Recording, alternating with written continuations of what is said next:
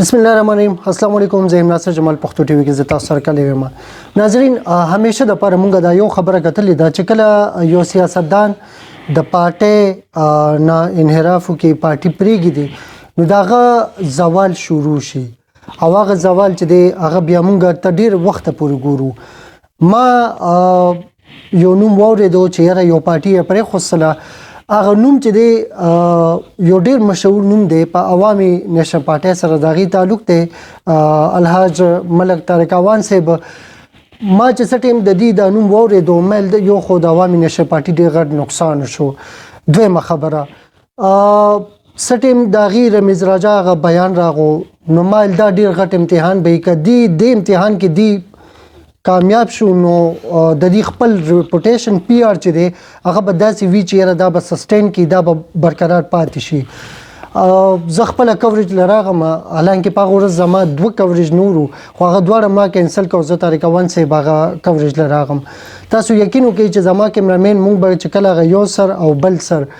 د کزي ته به مونږ هغه کوریج پوره ساتلو د پاره لغو تنظیم په خو سونو هغه پلنی سر ته ځان رسولو د پاره مونږ به بیا کوشش کولو. ډیر په مشکل باغ ته رسیدو، ډیر भरपूर طریقې سره.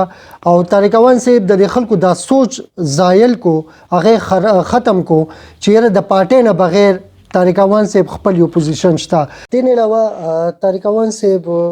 باره کې دا چې نېشنل او انټرنیشنل د امن د لپاره دیتا ایوارډونه ملو شوي دي، قومي سطح باندې، صوبایي سطح باندې، او انټرنیشنل هم چې کم دي دیتا ایوارډونه ملو شوي دي. یو ډیر ښکلی شخصیت، یو ډیر درون شخصیت، د خپل علاقې لپاره یو خوږ او درون درد ساتلو والا یو انسان چې هر ټیم د سینه په لاس چې د خپل علاقې ته ولاړی. راځي چې ملاقات وکړو طارق اعوان صاحب سره. هغه د تنظیم الاعوان چې کوم دی داغي جی اس هم دی، جنرال سیکریټري هم دی، او د خپل علاقې لپاره یو ډیر درون نوم دی. خپل علاقې سره پوره کې پی کې چې دی داغي یو ډیر درون نوم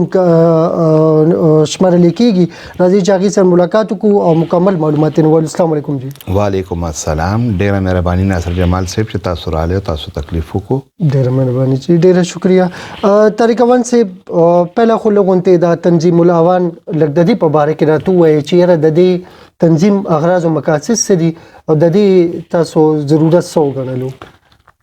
زمونږ دا یو قبیله دا قوم دی اعوان، او مونږه الحمدلله اعوان یو، او مونږه د کې مین مقصد زمونږ چې کوم دی نو هغه دا تنظیم سازی ده، او تنظیم سازی دا زمونږ غیر سیاسی جماعت دی. چونکه کو تاسو ګورئ نو د کې زمونږ کوم مرکزی صدر چې دی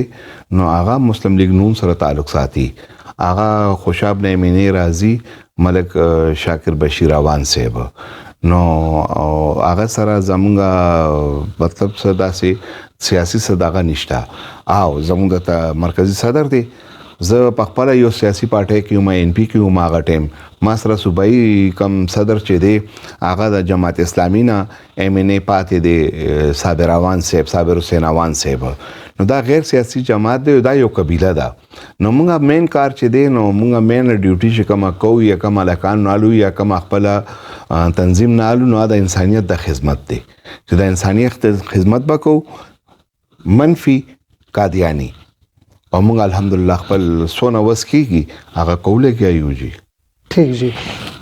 طارق اعوان صاحب مولید چې یوت تاسو سره تاسو په دې رمز راجا په دې بیان سره تاسو چې سټه مولید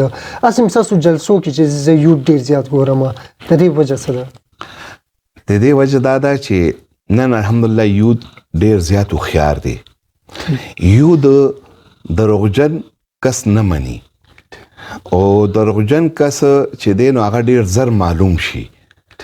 نو الحمدلله د الله پاک ډیر لوی رحم او کرم دی چې زمونږ یوت اکټیوم دی، او زمونږ یوت چې دی نو بیا درته چې خيارم دی. نو هغه ته دا پته ده چې یاره کم سړی رښتیا وي، کم سړی دروغ وي. یوت صرف او صرف رښتیا پسې ځي. صحیح خبره ده جی. او هغه چې دین تاسو هغه چې کوم نوم دی هغه د ساتلې دی چې راغی یقین او عقیده په تاسو باندې مکمل ده. بالکل چې مال څوک راشي ما ته څوک چې اسه کار نه وي نو کو زما وس کې وي نو هغه د هغې په مخ کې وي بالکل دا کولی شم او چې کم زما وس کې نه نو هغې ته ښکارویم نه خفه کېږم نه ٹھیک جی هغه وی چې را ټیک دا چې ټرکاول خو نشته کنه چې سبا راشه نن راشه بل ورځ راشه جی نو هغه منځ کې بیا څه نه وي صحیح دی نو هغه سیاست نه دی عوامي نیشنل پارټي هم ولې پرېښوسته جي وجوهات څه وو عوامي نیشنل پارټي په دې وجه هم پرېښوستې ده چې هغې ریزن ما تاسو ته په پریس کانفرنس کې هم ښودلی و بالکل چې منافقت پکې ډېر زیات و د هغې کارکن چې دی د ان پي بدقسمتي ده چې خپل کینډیډیټ لا یا خپل لیډر لا ووټ نه ورکوي نو په دغه 16 اکتوبر باندې چې کوم الیکشن وشو نو کارکن د ان پی او ما چې بسونه قتل نو ټول ورځ باندې سره جنډا په گاډي به لګولې و لالټین بیج به لګولې و سره ټوپه به اچولې و او چې ووټ چې دنه دی نو ووټ د خپل پارټي خلاف ورکولو نو دغه یو وجه و چې یاره ما وی چې دا منافقت او دا خبرې بیا کم از کم انسان کم سجګو سړی وینو نشي چلی دی ٹھیک جی بالکل جی بلې پارټي تم سره اراده شته دی طریق وان سي نه د وخت سره لا پورې کسان خو تاسو سره نه کوي چې په دې لک سات کې موجود بالکل کافي کسان زه مشکور یم د ټول سیاسي پارټو بشمول ان پی چې چونکه رابطه کوي راضي خو ما لا پورې څه فیصله نه ده کړې چې زه کومې پارټۍ ته ځم د دې باوجود چې ما له زما کم دوستان دي رشتہ داران دي زما کم د ګروپ مرګري دي کم مونږ سره مینه ساتونکي خلک دي هغوی راله په 23 اکتوبر باندې اختیار راکړی دی او خپل کورنۍ خو مخکې الحمدلله راکړی خو دا دی چې زه لا پورې داسې فیصله ما نه ده کړې چې کومې سیاسي پارټۍ سره به مونږ خپل د باقي ژوند به تېرو باقي ژوند تېروي ملک عبدالرؤف صاحب چې دی سم خیال دی روباسي به سیاست ته خپل فرزن وګورئ چې د هغه خپله خوښه د خپل لایف دی کله چې هغه خپل ایجوکیشن مکمل کړي نو بیا هغې نه پس چې دی نو د هغې خپلې فیصلې دي هغه په خپله کوي حالانکه هغې اکټیویټیز اوس هم د ډرګ خلاف چې کوم هغه بالکل دا یو غیر سیاسي تنظیم دی هغه الحمدلله چلی لګیا دی د هغه الله پاک کرم نازي ده د الله پاک په مدد سره د حضور پاک صلی الله علیه وسلم صدقه کې هغه ډېر ټیک ټاک روان دي هغې کې زرګو مریضان چې دی صحتیاب شو او انشاءالله سینکړو زیر علاج دي نو هغه تنظیم کې زه ورسره پوره ملګرتیا کوم چې غیر سیاسي تنظیم دی او هغې سره چې څونه ملګري دي عبدالرؤف چیرمین دی او هغې سره څونه ملګري چې د هغې ټیم چې دی نو زه د هغوی ته خیر تحسین پیش کوم چې هغوی ډېر ښه کار کوي لګیا دي او الحمدلله په داسې خلکو باندې کار کوي لګیا دی چې هغه خلکو نه به هر سړی سایډ ته تلو الحمدلله دی لاړ شي کم خلک بیمارانی کم دی ګنده سیس کې نشه کې مبتلا دي نو هغې نه بهر سړی سایډ ته ته دی لاړ شي هغې سره نالۍ په غاړه هم کینی په ډیران هم کینی چېرته پل لاندې ناست دي پل لاندې هم ورسره کینی سړک په غاړه هم ورسره کینی هغه الله پاک وکړي چې هغه قایل کړي هغه رضا کړي هغه بوځي علاج یې وکړي هغه د 15 وخته مانځي وي چې هغه روزي الحمدلله صحیح خبره چې بالکل لکه نشې نه خو وځي خو ورسره تربیت چې کم دی نو په هغې باندې فوکس یې چې یاره د دین طرف ته راغی وي چې د دوباره د سیسه ومنړي زمونږ څونه ملګري چې دي مونږ چې کوم ځای داخلو نو هلته باقاعده هغې ته داسې هدایات کیږي چې هغه د 15 وخته مانځي وي هغه تهجد گزار وي چې روزي او بیا د الله پاک کرم نوازي ده چې دې کې زیاتر مریضان روزي نو هغه یا خو سې روزې له لاړ شي 40 ورځو له لاړ شي داسې شته 40 ورځو له لاړ شي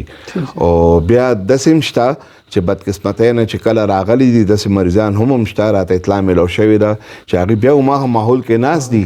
نو بیا هغه کې رنګ شوي دي هماغه رنګ په بیا ختلی دی خو انشاءالله تعالی رحمان دې دپاره مې یو سوچ کړی دی او ان قریبي به انشاءالله تعالی رحمان دغه شانته یو پروګرام به هم راځي چې هغه کله فارغېږي چې هغه به انشاءالله د الله پاک په مدد سره هغې له به بندوبست کېږي انشاءالله ښه جي ملک طارق امان صاحب دا راته ووایي چې یاره تاسو پارټي پرېښوسته تاسو څه ګڼئ چې یاره دا تاسو نقصان وکړو که فایده کې پاتې شوئ که نه ستاسو په کردار باندې څه اثر نه پرېوځي د الله پاک ډېر لوی رحم او کرم دی.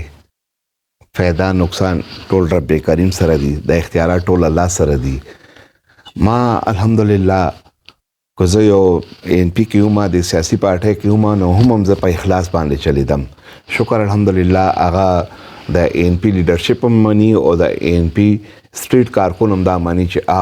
د په اخلاص باندې کار کړی دی. نو زه فایده نقصان باندې خو خبره نه کوم، خو زه به دا ضرور وایم چې زه د الله پاک کرم نوازی ده چې زه اوس هم زما خدمت چې دی یا زما د وس خبره ده، زما د حیثیت مطابق زما منډه ده، نو شکر الحمدلله هغه جاری ده. او کم خدمت چې ما ته د خپل نیکه دړ نیکه د مور پلار نه او دړ اړخ نه راغلی دی وراثت کې، هغه خدمت خو زه الحمدلله کوم لکه یم. او دا د الله پاک ډېره لویه کرم نوازي ده چې د خلکو یو دیره وي یو اجره وي هغې کې ناست دي. زه درته دا ویم چې د الله پاک کرم نوازي ده، د الله پاک په مدد دی، د حضور پاک صلی الله علیه وسلم صدقه کې زمونږ دې حلقه کې 4 اجرې اینی ټایم جاری وي. ما د مشر ورور اجره ملک جهانگیر اجره 24 غنټې جاری ده. ما مشر ورور ملک جهانگیر کالا 24 غنټې جاری ده. ما مشر ورور ملک سلیم ډیرا 24 غنټې جاری ده. الحمدلله زما غریبي 24 غنټې جاری ده. چې موږ له څوک هم راشي نو د الله پاک رحم او کرم دی، زموږ اجره به ورته یو نه یو کلاوه میلاویږي، هغه خپله خبره موږ ته را رسولي شي. هغه چې کوم مسلې سره هغه راغلي هغه به حل کېدو نه بغیر نه پاتې کېږي. یاره چې موږ خپل کوشش پوره کوو، موږ خپل پوره کوو. تاسو سوشل میډیا باندې ګورئ، کم از کم مخامخ چې دی نو ملاقات وشي او ورسره نه کې جواب ملو شي. ترخاول نشته، نه چې ترخاول خو سوال نه پیدا کېږي. او بل چې تاسو زما پیش کولو کوي وګورئ، نو موږ لا شکر الحمدلله د مختلف علاقو نه، د خیبر پختونخوا نه، مختلف ضلعو نه ملمانه راځي. نو چې راځي نو که د هغوی کار نه کېدی بالکل او یا هغوی ته دلته نه الله دې نه کړي الله دې نه کړي چې مایوسي وي، نو هغه به ولې راتلل؟ خو هغه شکر الحمدلله هغه مطمئن دي که نه چې هغوی دونه لرې نه راځي، دونه خپل پیټرول ضایع کوي، خرچه کوي. نو دا د الله پاک مدد دی چې هغوی راشي نو هغوی ته رښتیا میلاویږي او دروغ به نه میلاویږي دې دکان کې. ملک طارق افغان صاحب، د سیاست د رخ تاسو کوم طرف ته ګورئ؟ لګیایي د سیاست کوم طرف ته روان دی؟ وګورئ چې دا خو سبا فیصلې خو الله ته پته ده چې سیاست کوم طرف ته ځي لګیا دی. لیکن دې وخت باندې حالات چې کم دي نو د مهنګایي په وجه باندې دونه خراب شوي دي چې حکومت له پکار ده کو زموږ نگران حکومت دی او کو مرکز کې کم حکومت دی، هغوی ته دا پکار ده چې یاره چونکه ټول د پی ډی ایم او د اتحادیاتو